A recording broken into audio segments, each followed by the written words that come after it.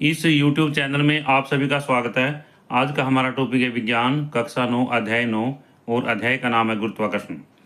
पिछले अध्याय में हमने सीखा कि किसी वस्तु की चाल या गति की दिशा बदलने के लिए बल की आवश्यकता होती है।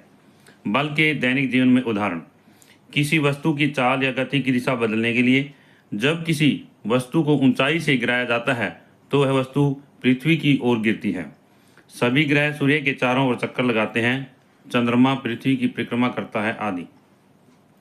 इस अध्याय में हम गुरुत्वाकर्षण तथा गुरुत्वाकर्षण के सार्वत्रिक नियम, पृथ्वी पर गुरुत्वाकर्षण बल के प्रभाव के अंतर्गत वस्तुओं की गति, एक स्थान से दूसरे स्थान पर किसी वस्तु का भार किस प्रकार परिवर्तित होता है, द्रवों में वस्तुओं के प्लवन की शर्तों आदि के विषय में अध्ययन करेंगे।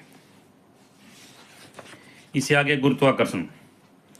इस नियम की खोज महान वैज्ञानिक न्यूटन ने की थी।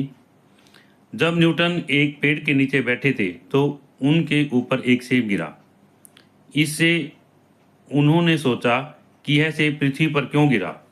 उन्होंने सोचा कि पृथ्वी सेब को अपनी तरफ आकर्षित करती है। न्यूटन ने विचार किया कि पृथ्वी चंद्रमा को भी आकर्षित करती है, परंतु चंद्रमा पृथ्वी की ओर क्यों नहीं गिरता। उन्होंने अनुमान लगाया कि इन दोनों वस्तुओं पर एक ही बल कार्य करता है, लेकिन चंद्रमा सरल रेखीय पथ पर गति नहीं करता, इसलिए वह पृथ्वी की ओर नहीं गिरता। इससे आगे क्रियाकलाप है: धागे के एक सिरे पर एक छोटा पत्थर बांधकर धागे के दूसरे सिरे को पकड़कर पत्थर को वृत्ताकार पथ में घुमाइए। यहाँ पर इसमें ये चित्र दिखाया गया है। पत्थर द्वारा नियत परिमाण के वेग से वृत्ताकार पथ में गति। यहाँ पर ये धागा लिया गया है, इसके एक सिरे को यहाँ से पकड़ा गया है और उधर जो दूसरी तरफ जो एक पत्थर बांधा गया है और इसको एक वृत्ताकार पथ में घुमाया गया है। पत्थर एक निश्चित चाल से वृत्ताकार पथ में गति करता है। प्रत्येक बिंदु पर उसकी गति की दिशा बदलती रहती है। दिशा में परिवर्तन में वेग परिवर्तन या त्वरण सम्मिलित है। अभिकेंद्रीय बल के कारण वस्तु में त्वरण होता है तब वस्तु वृत्ताकार पथ में गतिशील रहती है। इस बल की अनुपस्थिति में पत्थर एक सरल रेखा में मुक्त रूप से गतिशील हो जाता है। यह सरल रेखा वृत्तीय पथ की स्पर्श रेखा होती है। इसमें यहाँ पर ये वृत्त दिखाया गया है और ये इस वृत्त की स्पर्श रेखा है। कोई सरल रेखा जो वृत्त से केवल एक ही बिंदु पर मिलती है वृत्त पर स्पर्श रेखा कहलाती है। इस चित्र में सरल रेखा ABC वृत्त के बिंदु B पर स्पर्श करती है। यहाँ पर ये वृत्त है, ये एक सरल रेखा है, स्पर्श रेखा है।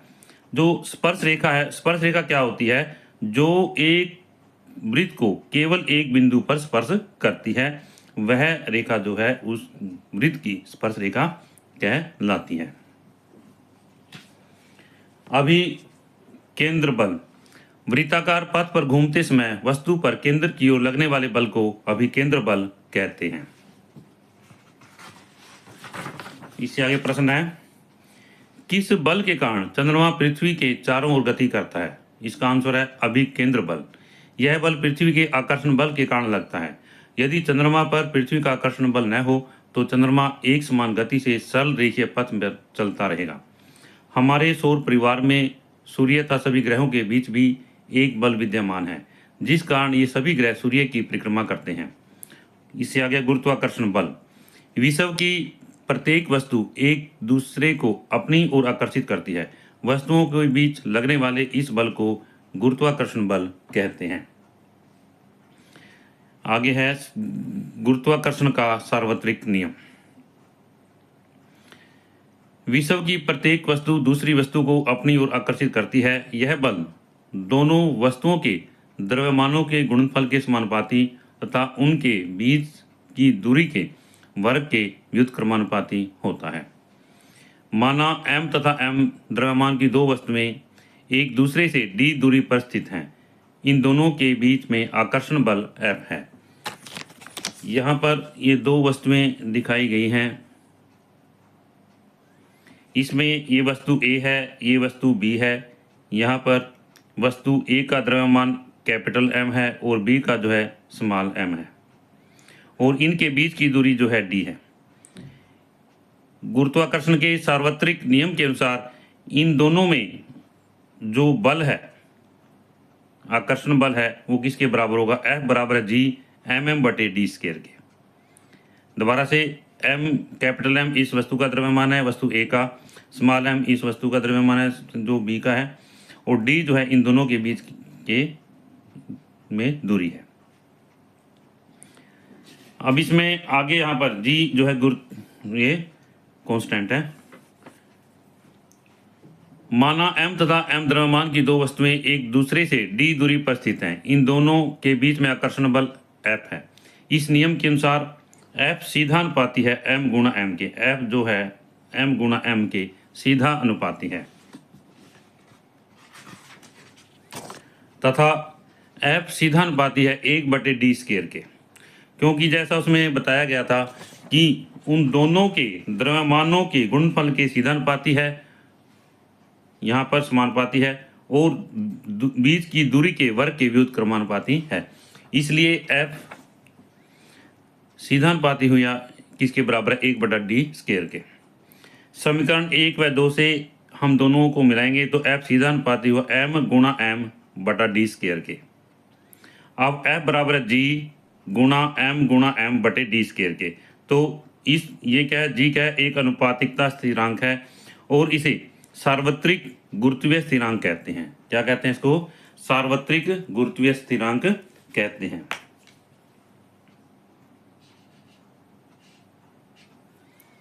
इससे समीकरण 3 से हम प्राप्त करते हैं, तो g बराबर है एफ डी स्क्वायर, इसको इधर ले जाएंगे, यहाँ पर हम g का मान निकालेंगे एफ डी स्क्वायर बटे m गुणा m के। हेनरी क्वेंडिस ने g का मान ज्ञात किया, तो g का मान कितना प्राप्त हुआ? 6.673 गुणा 10⁻11 न्यूटन मीटर स्क्वायर पर किलोग्राम स्क्वायर। गुरुत्वाकर्षण के सार्वत्रिक नियम का महत्व। पृथ्वी से बांधे रखने वाला बल है। पृथ्वी के चारों चंद्रमा की गति, सूर्य के चारों ग्रहों की गति, चंद्रमा था सूर्य के कारण ज्वार भाटा जो है गुरुत्वाकर्षण के कारण आता है। मुक्त पतन। पृथ्वी के गुरुत्व बल के कारण जब वस्तुएं पृथ्वी पर गिरती हैं तब हम कहते हैं कि वस्तुएं मुक्त पतन में हैं। जब वस्तुएं पृथ्वी की ओर गिरती हैं तो इनकी दिशा में कोई परिवर्तन नहीं होता, केवल त्वरण में परिवर्तन होता है। इसे गुरुत्वीय त्वरण कहते हैं। गुरुत्वीय त्वरण। पृथ्वी की ओर गिरती हुई वस्तु पृथ्वी के गुरुत्वीय बल के कारण उत्पन्न त्वरण को गुरुत्वीय त्वरण कहते हैं। पृथ्वी की ओर गिरती हुई वस्तु पर पृथ्वी के गुरुत्वीय बल के कारण जो त्वरण उत्पन्न होता है इसको कहते हैं गुरुत्वीय त्वरण, और गुरुत्वीय त्वरण को जी के द्वारा दर्शाया जाता है। जी तथा जी में संबंध। माना m द्रव्यमान की एक वस्तु पृथ्वी की तरफ मुक्त रूप से गिर रही है, इसका गुरुत्वीय त्वरण जी है।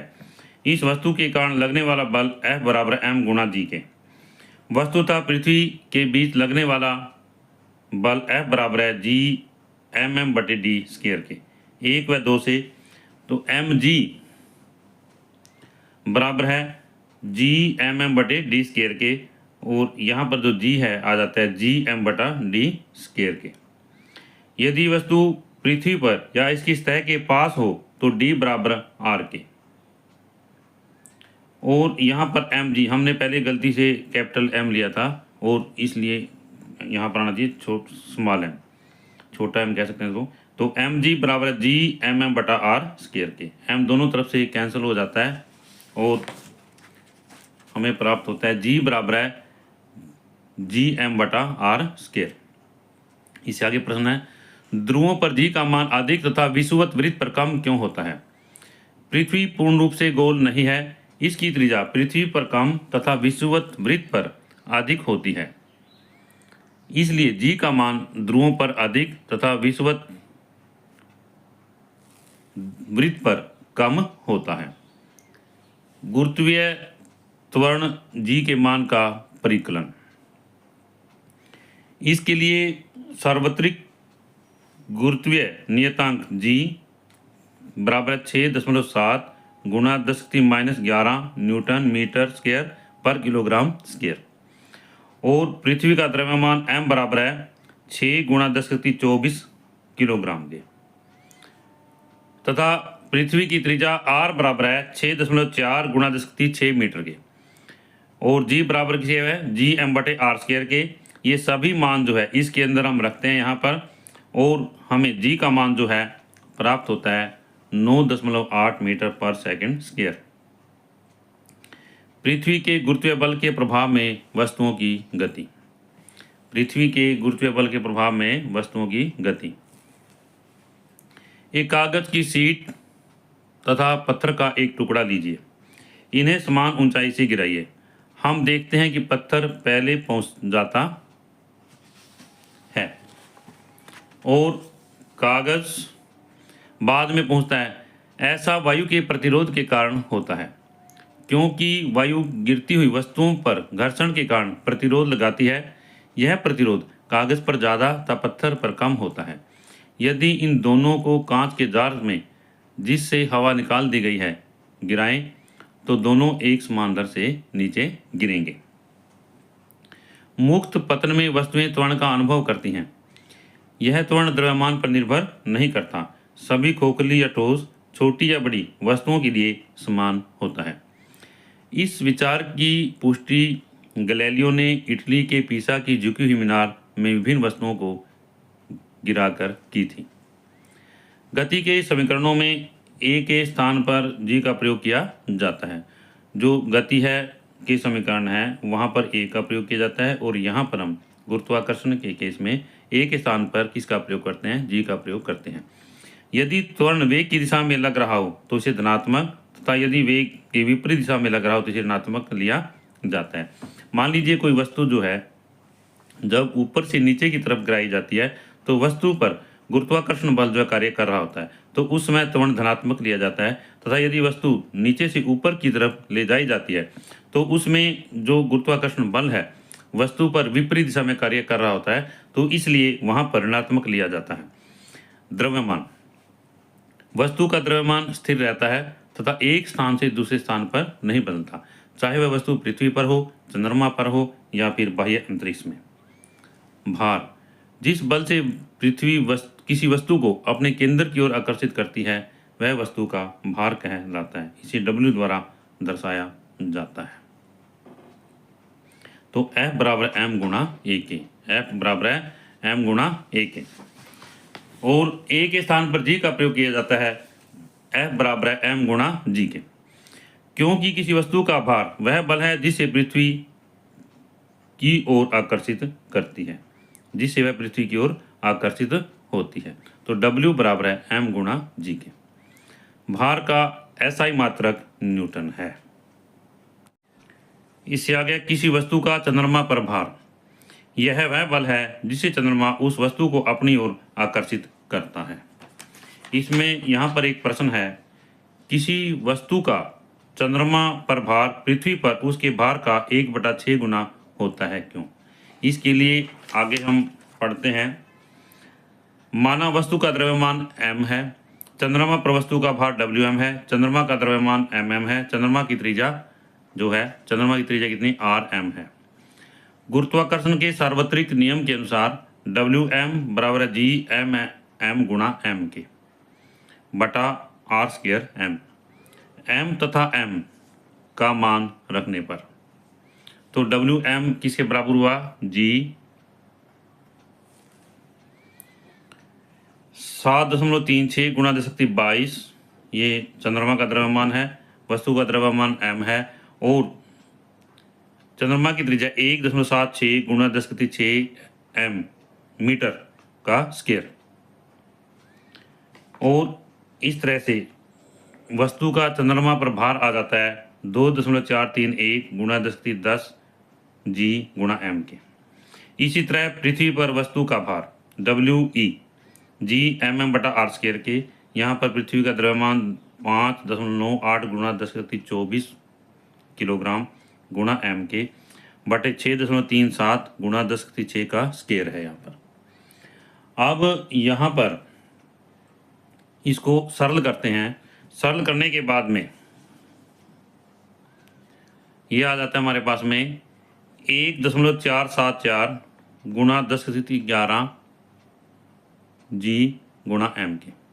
समीकरण 1 को समीकरण 2 से भाग करने पर WM/WE ये इसमें इसका मान रखते हैं जो हमने ऊपर ज्ञात किए हैं अभी 2.431 गुणा 10⁻10 बटा 1.474 गुणा 10⁻11। तो WM/WE हल करके 0.165 या 1/6 आ जाता है। इसलिए वस्तु का चंद्रमा पर भार बटे वस्तु का पृथ्वी पर भार बराबर 1/6 के, अर्थात वस्तु का चंद्रमा पर भार किसके बराबर हुआ? 1/6 गुणा वस्तु का पृथ्वी पर भार के बराबर होता है। इससे आगे बढ़ते हैं हम। प्रणोद तथा दाब।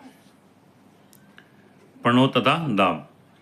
किसी वस्तु की सतह के लंबवत लगने वाले बल को प्रणोद कहते हैं। कोई भी वस्तु है और उसकी सतह के लंबवत जो बल लगता है उसको हम प्रणोद कहते हैं। किसी वस्तु पर लगने वाले प्रणोद का परिमाण जिस सतह से वस्तु संपर्क में रहती है उस वस्तु की सतह के क्षेत्रफल पर निर्भर करता है। इसमें यहाँ पर परिणाम के स्थान पर हम परिमाण शब्द का प्रयोग कर सकते हैं। और ये आगे इसमें है प्रणोद का SI मात्रक क्या है? किलोग्राम मीटर पर सेकंड स्क्वायर या न्यूटन है। दाब। प्रति एकांक क्षेत्र पर लगने वाले प्रणोद को दाब कहते हैं। दाब बराबर है प्रणोद बटे क्षेत्रफल और दाब का SI मात्रक न्यूटन पर मीटर स्क्वायर। न्यूटन पर मीटर स्क्वायर हम इसको ऐसे भी लिख सकते हैं और ऐसे भी लिख सकते हैं। वैज्ञानिक ब्लेस पास्कल के सम्मान में दाब के SI मात्रक को पास्कल कहते हैं। इसे PA के द्वारा व्यक्त किया जाता है।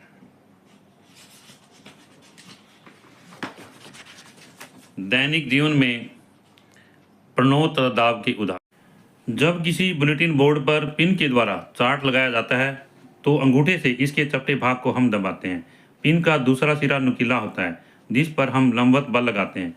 यह बल पिन की नोक पर अपेक्षाकृत छोटे क्षेत्रफल पर लगता है। इस प्रकार पिन बुलेटिन बोर्ड में आसानी से चली जाती है।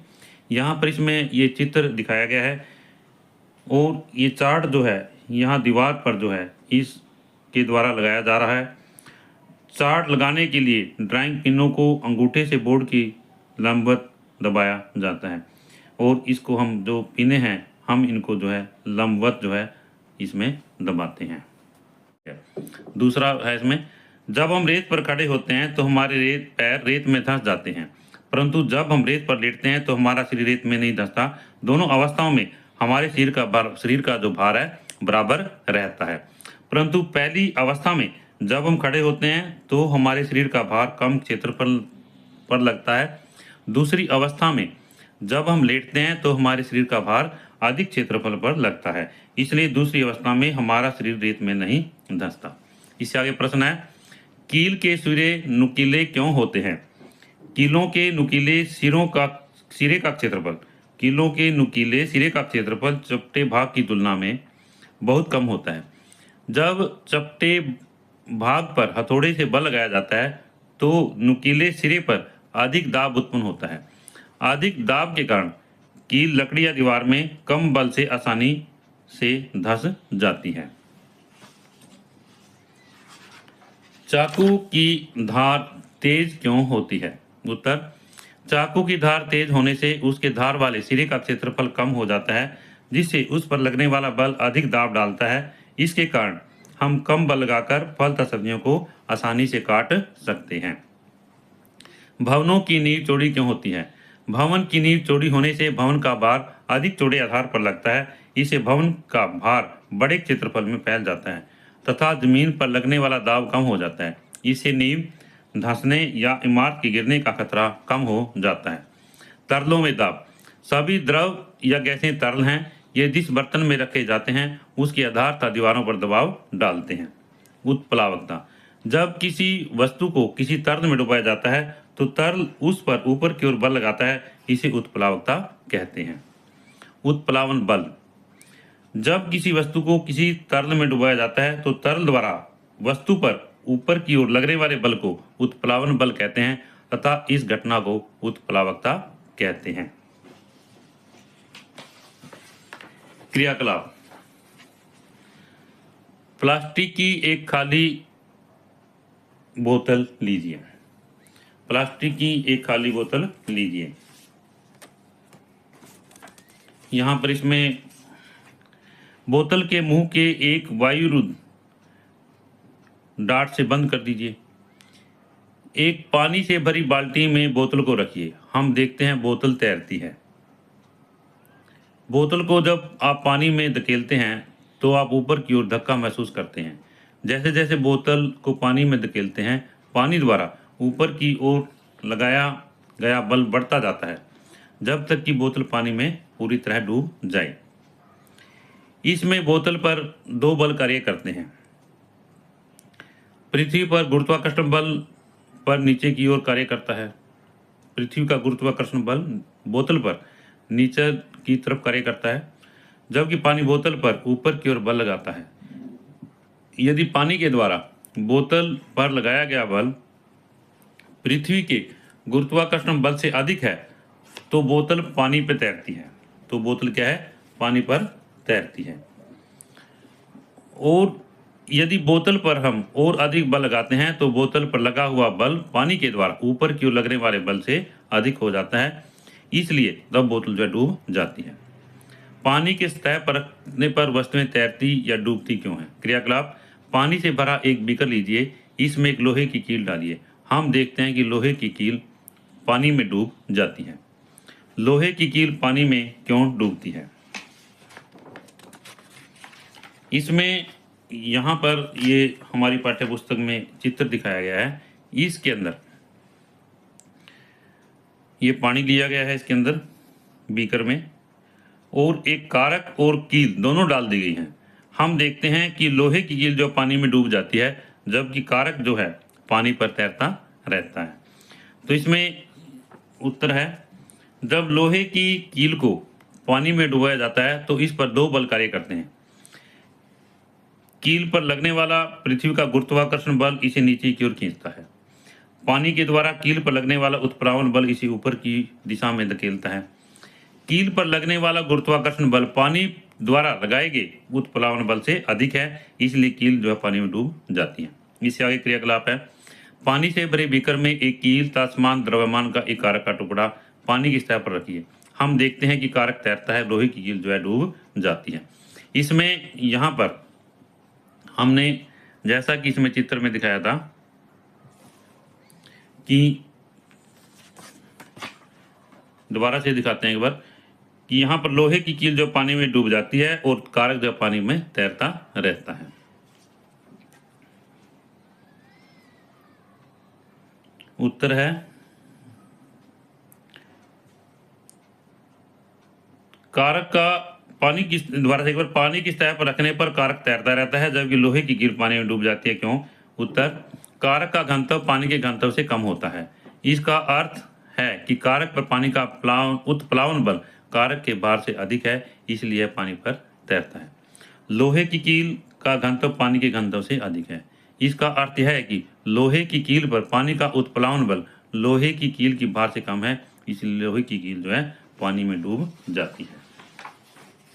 इससे आगे प्रश्न है, घनत्व किसे कहते हैं?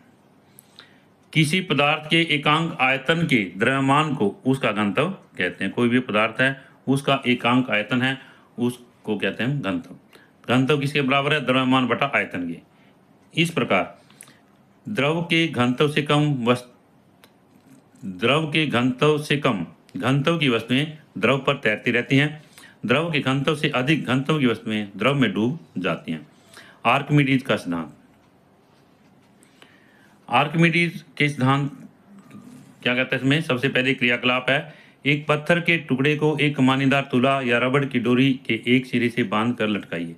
हमने क्या है, एक पत्थर का टुकड़ा लिया और इसको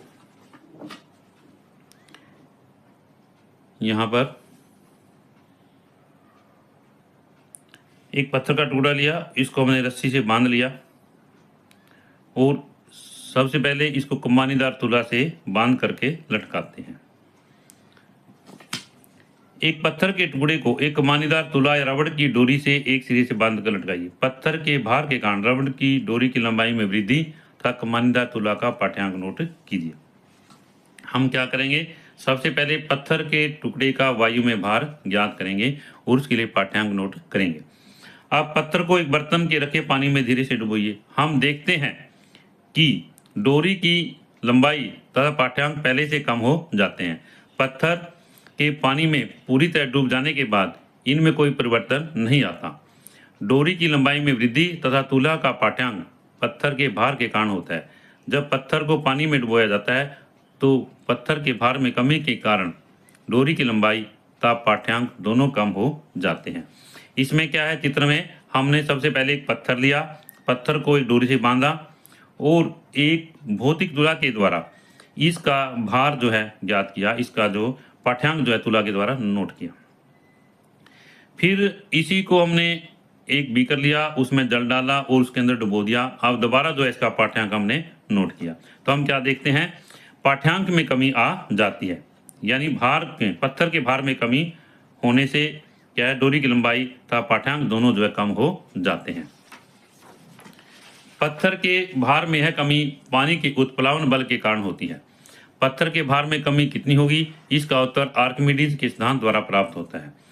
तो आर्किमिडीज का सिद्धांत, जब किसी वस्तु को किसी तरल में पूर्ण या आंशिक रूप से डुबोया जाता है तो वह ऊपर की दिशा में एक बल का अनुभव करती है जो वस्तु द्वारा हटाए गए तरल के भार के बराबर होता है। या जब किसी वस्तु को पूर्ण रूप से या आंशिक रूप से किसी द्रव में डुबोया जाता है तो उस वस्तु के भार में कमी आ जाती है। उस वस्तु के भार में यह कमी उस वस्तु द्वारा हटाए गए द्रव के भार के बराबर होती है। आर्किमिडीज के सिद्धांत के अनुप्रयोग। नंबर 1, जलयानों या पनडुब्बियों के डिजाइन बनाने में। नंबर 2, दूध मापी दूध के किसी नमूने की शुद्धता की जांच करने के लिए। नंबर 3, हाइड्रोमीटर द्रवों के घनत्व को मापने के लिए आदि जो है, ये सभी जो है इस सिद्धांत पर आधारित है। मैं आशा करता हूँ कि यह वीडियो आपको अच्छी लगी होगी और इस वीडियो के माध्यम से आप इस अध्याय को, इस चैप्टर को अच्छी तरह से समझ पाएंगे। और यदि यह वीडियो आपको अच्छी लगे तो आप वीडियो को लाइक करें, शेयर करें और इस चैनल को सब्सक्राइब करें।